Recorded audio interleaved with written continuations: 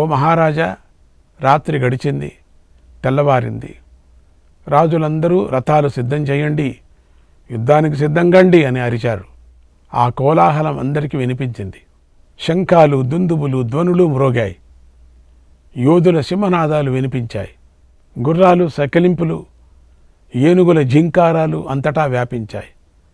రథచక్రాల చప్పళ్ళు, యోధుల భుజాలపై కొట్టుకున్న చరుపులు, అరుపులు అంతటా వ్యాపించాయి.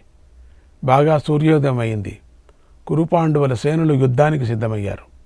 నీ పుత్రుల సేనలు, పాండవుల సేనలు శస్త్రాలతోనూ అస్త్రాలతోనూ కవచాలతోనూ నిలబడి ఉన్నాయి. నీ సైన్యాలు శత్రు సైన్యాలతో కూడా ఏనుగులు, రథాలు బంగారు ఆభరణాలతో అలంకరించబడి ఉన్నాయి. అవి మెరుపులతో కూడిన మేఘాల్లాగా ప్రకాశిస్తున్నాయి. పెద్ద పెద్ద రథాలు పెద్ద పెద్ద నగారాల్లాగా విశాలంగా కనిపిస్తూ ఉన్నాయి. ఆ రథాల మధ్యలో భీష్ముడు చంద్రుడిలాగా వెలిగిపోతున్నాడు.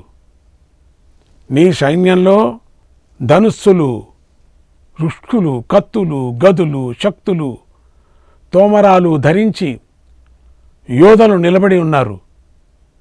వందల కొద్దీ, వేల కొద్దీ ఏనుగులు, పదాతలు, రతికులు, గుర్రాలు శత్రువులు బంధించాలని, వధించాలని వలల ఆకారంలో నిలబడి ఉన్నారు. ఇరు సేనల్లోనూ వివిధ ధ్వజాల కాంతితో ప్రకాశిస్తూ ఉన్నాయి. వేల కొద్ది ఏనుగులు నడిపించేవారు బంగారు ఆభరణాలు ధరించి అగ్నుల్లాగా వెలిగిపోతున్నారు. సేనల జెండాలు ఇంద్రభవనాల మీద ఎగిరే జెండాల్లాగా ఎగురుతున్నాయి. సైనికులంతా సిద్ధమై ఉన్నారు. యుద్ధం చేయాలనే కోరికతో కనిపిస్తున్నారు.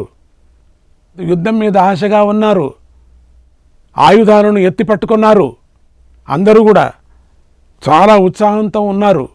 రాజా విను, అంత అద్భుతమైనటువంటి ఆయుధాలు పట్టుకున్నారు. కిరీటాలు, అంబుల పొదలు ధరించి నిలబడ్డారు. సైన్యంలో ఉన్నవారి కన్నులు వృషభాల కన్నుల్లాగా ప్రకాశిస్తున్నాయి. కౌరవపక్షంలో సుబలసుతుడైన శకుని, శల్యుడు, సింధురాజైనటువంటి జయద్రథుడు, కేకేయ దేశీయులైనటువంటి విందానువిందలు, కాంబోజరాజైన సుదీక్షణుడు, కళింగరాజైన శృతాజయుడు నిలబడి ఉన్నారు.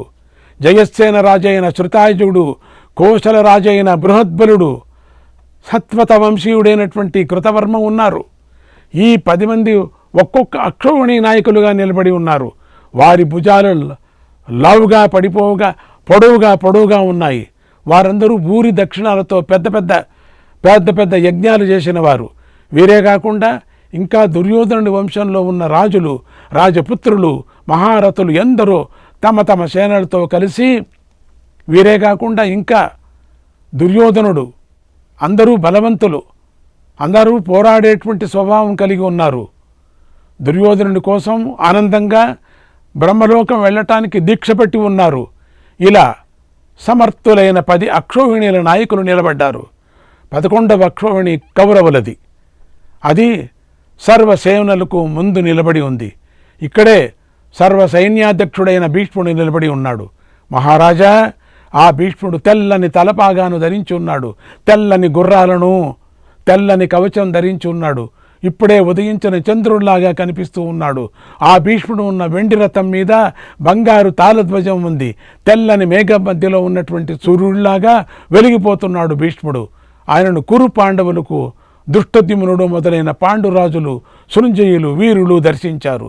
విజృంభించే ముందు సింహం నోరు తెరిచి ఆవలిస్తుంది. అప్పుడు దాన్ని చూసి అల్పమృగాలు భయపడినట్లుగా దృష్టద్యుమ్నుడు మొదలైన వారు భీష్ముడిని చూసి ఉద్వేగాన్ని పొందారు, జంకారు. మీ సేనలు 11 అక్షోహిణీలు, పాండవ సేనలు 7 అక్షోహిణీలు. అవి మహాపురుషుల రక్షణలో ఎంతో శోభాయమానంగా నిలబడ్డారు. ఇలా 2 సేనల ప్రళయాకారంలోని సముద్రంలాగా భాషించాయి. అందులో వీరులందరూ మొసళ్ళలాగా ఉన్నారు, సుడిగుండంలాగా ఉన్నారు. ఇటువంటి పెద్ద కురుసేన ఇలా ఒక చోట చేరి ఉండటాన్ని నేను పూర్వం ఎప్పుడూ చూడలేదు, వినలేదు అన్నాడు సంజయుడు. శ్రీకృష్ణాయ పరమాత్మనే నమః. 17వ అధ్యాయం. కౌరవులు యుద్ధానికి వెళ్ళటం, వారి ధ్వజ వ్యూహ వాహనాలు వర్ణన చేస్తున్నారు. సంజయుడు ధృతరాష్ట్రుడికి ఇలా, ఓ మహారాజా, వ్యాస మహర్షి చెప్పినట్లుగానే సమస్త భూమిలోని రాజులందరూ యుద్ధానికై కురుక్షేత్రానికి చేరుకున్నారు. ఆ రోజు చంద్రుడు మఖా నక్షత్రంలో కూడి ఉన్నాడు. 7 మహాగ్రహాలు ఆకాశంలో ప్రకాశిస్తున్నాయి. ఉదయించేటప్పుడు సూర్యుడు 2గా చీలినట్లుగా కనిపించాడు. వెంటనే వెలుగుతున్నటువంటి జ్వాలలతో సూర్యుడు ఉదయించాడు. దిక్కులు జ్వలించసాగాయి. అప్పుడు రక్త మాంసాలను తినే కాకులు, నక్కలు శవాలను తినాలని కోరుకుంటున్నాయి. తూర్పు వైపు ముఖాన్ని పెట్టి పెద్దగా అరిచాయి. శత్రు సంహారకులైన భీష్మద్రోణులు ఉదయమే లేచి నిశ్చలమైన మనస్సుతో ఇలా సంకల్పం చేశారు. జయోస్తు పాండుపుత్రాణం ఇత్యూ చతురరిందమౌ, పాండవులకు జయం లభించుగాక అని పలికారు. కానీ నీకు ఇచ్చిన మాట ప్రకారం నీకోసం పాండవులతో పోరాడారు. నీ తండ్రి అయినటువంటి భీష్ముడికి సర్వధర్మాలు తెలుసు. రాజులందరినీ పిలిచి ఇలా అన్నాడు, ఓ క్షత్రియులారా, ఇది మీరు తెరవబడినటువంటి స్వర్గద్వారం. మీ అందరికి కూడా ధర్మంగా యుద్ధం చేస్తే సులభంగా స్వర్గం లభిస్తుంది. ఈ మార్గం ద్వారా స్వర్గలోక బ్రహ్మలోకాలకు వెళ్ళవచ్చు. ఇది మీకు శాశ్వతమైనటువంటి మార్గం. ఇది మీ పూర్వులంతా నడిచినటువంటి మార్గం. కనుక యుద్ధంలో స్థిరమైన చిత్తంతో ప్రవర్తించండి. ధర్మంగా యుద్ధం చేయండి. కీర్తి ప్రతిష్టలను సంపాదించుకోండి. నభాగుడు, యయాతి, మాందాత, నహుషుడు, నృగుడు మొదలైన రాజులందరూ ఇలాంటి సత్కర్మలను చేసి సిద్ధి పొంది ఉత్తమ గతులను పొందారు. ఇంట్లో రోగంతో చనిపోవటం అనేది క్షత్రియుడికి తగినది కాదు. అది ధర్మం కాదు. యుద్ధంలో అస్త్రాలతోనూ శస్త్రాలతోనూ చనిపోవటమే క్షత్రియుడికి ధర్మమై ఉంది. కనుక మీ ధర్మాన్ని ఆచరించండి అన్నాడు. ఆ మాటలు విని రాజులందరూ తమ తమ రథాలను తెక్కారు. తమ సైన్యాన్ని సిద్ధం చేశారు. కర్ణుడు మాత్రం శస్త్రాన్ని పట్టలేదు. భీష్ముడు ఎదుట ప్రతిజ్ఞ చేశాడు కదా, నేను పట్టను అని చెప్పేసి భీష్ముడు ఉండే వరకు కూడా. అందుకని కర్ణుడు మాత్రం పట్టలేదు. కనుక ఆ మాట ప్రకారం భీష్ముడు పడేంత వరకు తన మంత్రులతోనూ బంధువులతోనూ కలిసి శస్త్రం పట్టలేదు. అందుచేత నీ పుత్రులు రాజులు కర్ణుడిని విడిచిపెట్టి 10 దిక్కులు ప్రతిధ్వనించేలాగా సింహనాదాలు చేస్తూ యుద్ధానికి బయలుదేరారు. అటు ఇటు 2 సేనల మధ్య తెల్లని గొడుగులు పెట్టుకొని సింహనాదాలు చేస్తున్నారు. అత్యద్భుతమైన శబ్దాలు. ఒకరికి ఏ మాట ఎవరికి కూడా వినపటం లేదు. ఆ సేనలు తెల్లని గొడుగులతోనూ జెండాలతోనూ ధ్వజాలతోనూ ఏనుగులతోనూ విపరీతమైనటువంటి శబ్దంతోనూ గుర్రాలతోనూ శోభిస్తున్నాయి. శంఖధ్వనులతోనూ శోభిస్తున్నాయి. అలాగే రథాలతోనూ పదాతి దళాలతోనూ శోభిస్తున్నాయి. బేరులు, పణవాలు, దుమ్దుములు పెద్దగా మ్రోగాయి. వీటి శబ్దాలతోనూ రథచక్రాల ధ్వనులతోనూ భూమి అంతా అస్తవ్యస్తమైపోయింది, కలత చెందింది. మహారథులు బంగారు విపరీతమైనటువంటి శబ్దంతో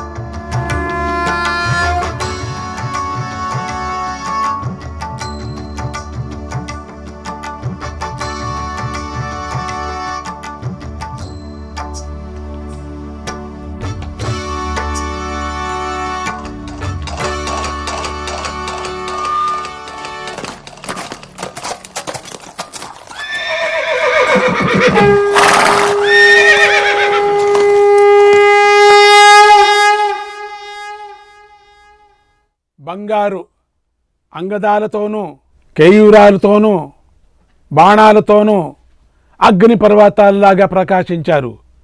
భీష్ముడి ధ్వజం 5 నక్షత్ర చిహ్నాలు గల తాళధ్వజం. దానితో భీష్ముడు కురుసేనకు ముందు భాగంలో సూర్యుడిలాగా ప్రకాశిస్తూ నిలబడ్డాడు. భీష్ముడి ఆజ్ఞ ప్రకారం నీ రాజులందరూ ధనస్సులు పట్టుకొని నిలబడ్డారు.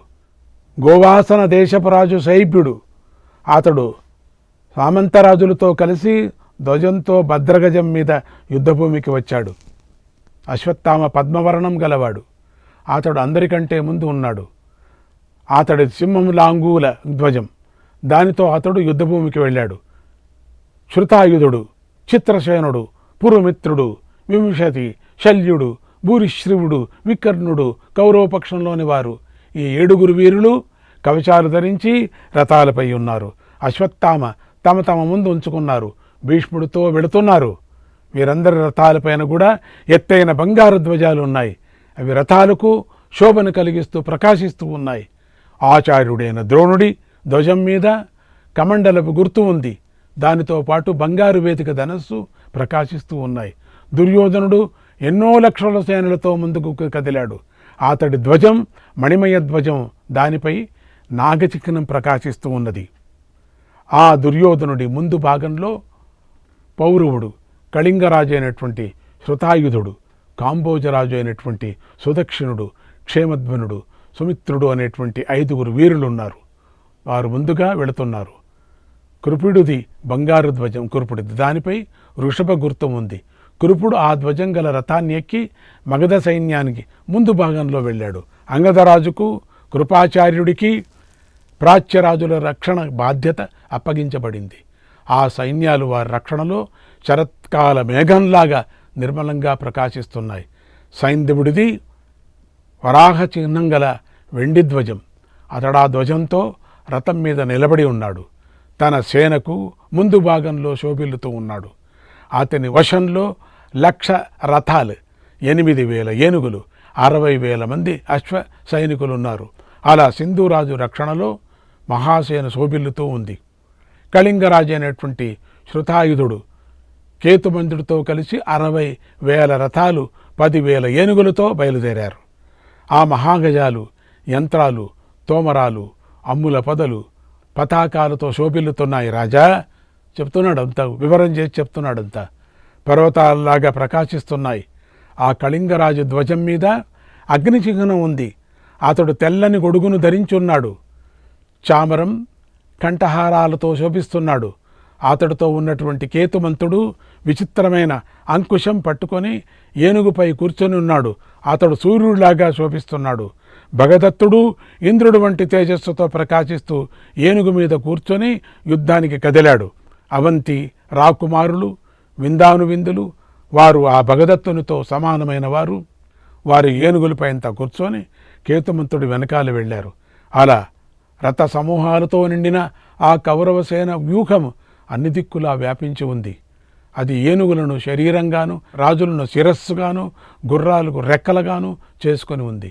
శత్రువులపై దాడి చేయటానికి సిద్ధంగా ఉంది.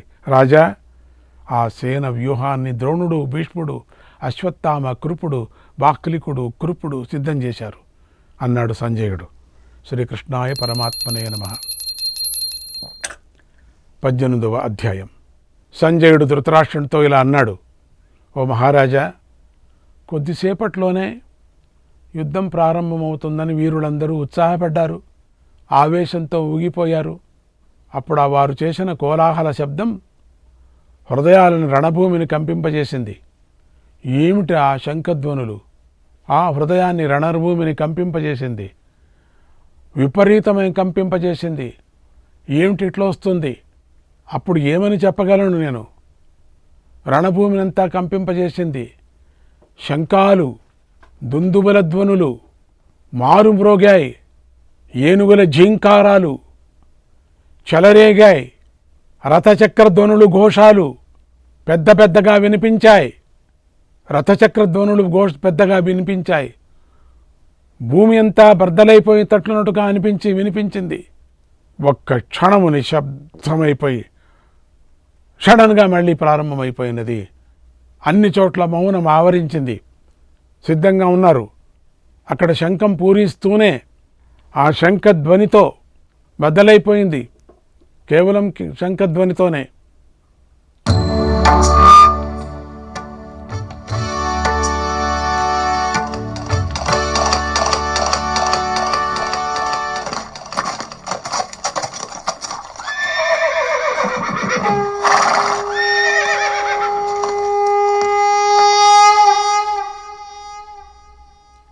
శంఖధ్వనితో భూమి అంతా బద్దలైపోయినట్లుగా అనిపించింది.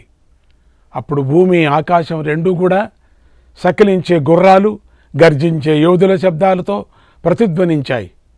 నీ పుత్రుల యొక్క సైన్యాలు, పాండవుల యొక్క సైన్యాలు పరస్పరం కలుసుకోగానే రణభూమి కంపించింది. ఏనుగులు, రథాలు బంగారు అలంకారాలతో వెలిగిపోతున్నాయి. అవి అక్కడ మెరుపులతో కూడినటువంటి మేఘాలలాగా ప్రకాశిస్తున్నాయి.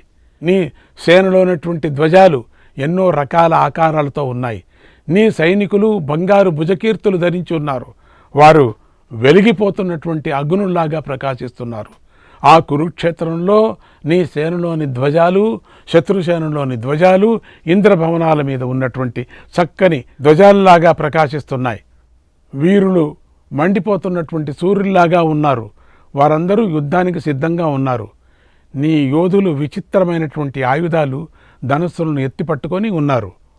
భీష్ముడిని రక్షించటానికై నీ పుత్రుడైన దుశ్శాసనుడు, దుర్విషుహుడు, దుర్ముఖుడు, దుస్సహుడు, వింశతి, చిత్రసేనుడు, వికర్ణుడు, సత్యవ్రతుడు, పురుమిత్రుడు, జయుడు, భూరిశ్రవుడు, శలుడు సిద్ధంగా ఉన్నారు. వారి వెంట 20,000 మంది రథికులు భీష్ముడిని రక్షించటానికి సిద్ధంగా ఉన్నారు. అభిషాహ, సూరసేన, శిబి, వసాతి, శాల్వ, మత్స్య, అంబిష్ట, త్రిగర్ధ, కేకేయ, సౌవీర, కైతవులు, ప్రాక్, పశ్చిమ, ఉత్తర దేశాలు వీరులందరూ తమ ప్రాణాలు లెక్క చేయకుండా నిలబడి ఉన్నారు. తమ రథసైన్యాలతో భీష్ముడి రక్షణకు సిద్ధంగా ఉన్నారు. ఈ రథసేనల వెనుకగా మగధరాజు ఉన్నాడు. ఆయన ఎంతో వేగం గల 10,000 ఏనుగులతో సిద్ధంగా ఉన్నాడు. ఆ సైన్యంలో రథచక్రాలు రక్షించేవారు, ఏనుగుల పాదాలను రక్షించేవారు కలిసి మొత్తం 60 లక్షల మంది ఉన్నారు. రక్షించేవారంటే 60 లక్షలు. ఇంకా ఎన్నో లక్షల మంది పదాతి సైనికులు, ధనస్సులు, డాలులు లెక్కలేదు కత్తులు చేతిలో పట్టుకొని ముందు వెళుతున్నారు. వారు నఖరాలతోనూ ప్రాసాలతోనూ వేగంగా యుద్ధం చేయగల శక్తిమంతులు. ఇలా 10 అక్షౌహిణీల కౌరవసేనతో దుర్యోధనుడి వెంట ఉన్నటువంటి ఒక అక్షౌహిణీ సేన కలిసింది. అప్పుడది యుద్ధభూమిలో యమునా నదితో కలిసిన గంగా నదిలాగా అంకై వచ్చి కలుస్తూనే ఉన్నారన్నమాట అన్నాడు సంజయుడు. శ్రీకృష్ణాయ పరమాత్మనే నమః. 19వ అధ్యాయం. ధృతరాష్ట్రుడు సంజయుని ఇలా అడిగాడు, ఓ సంజయ, ధర్మరాజు కౌరవుల యొక్క 11 అక్షౌహిణుల సైన్యము యుద్ధానికి సిద్ధంగా వ్యూహంగా నిలబడి ఉండటాన్ని చూశాడు కదా.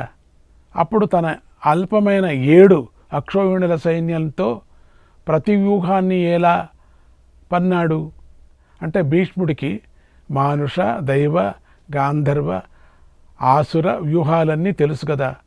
అటువంటి భీష్ముడికి ప్రతిగా ధర్మరాజు ఎలా వ్యూహాన్ని పన్నాడు అని అడిగాడు. అప్పుడు సంజయుడు ఇలా చెప్పాడు, ఓ రాజా, నీ పుత్రుల సేనా వ్యూహాలను చూసి ధర్మరాజు అర్జునుడితో ఇలా అన్నాడు, ఓ అర్జున, పూర్వం బృహస్పతి వ్యూహం గురించిన విశేషాలన్నీ ఇలా చెప్పాడు. సంవతాన్ యోదయేదల్పాన్ కామం విస్తారయేద్ బహూన్. మన సేన కంటే శత్రుసేన చిన్నదైతే మన సేనను కూడా చిన్నదిగా కనిపించేలాగా చెయ్యాలి.